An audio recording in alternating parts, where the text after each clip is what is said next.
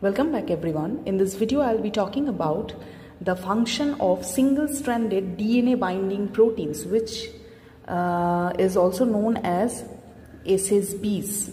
Okay. Now what is the function of the single-stranded DNA binding proteins? Once the duplex DNA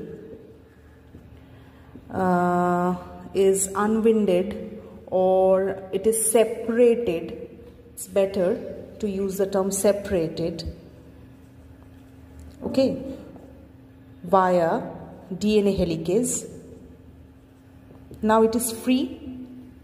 How? Because here the DNA helicase works and the two strands got separated. Now these single strands, separated strands of DNA, they have the tendency to base pair with the DNTPs.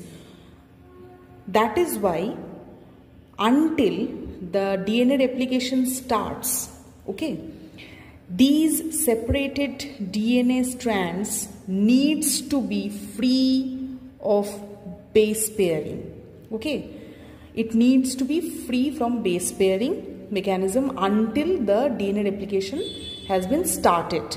Okay, that is why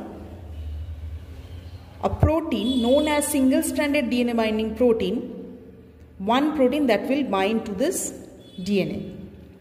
And when one single-stranded DNA binding protein binds to the separated single strand of the parental DNA, it will help to bind another single-stranded DNA binding protein. This one will help to bind another DNA binding protein. This one will help another one. In this way, several or multiple single-stranded DNA binding protein that will bind to the separated single-stranded DNA. And this type of binding, that one protein helps to bind another protein, is known as a cooperative binding. Okay, it is known as cooperative binding technique. And one more important thing, that is single-stranded DNA binding protein always binds to this single strand of the DNA after their separation in a sequence independent manner.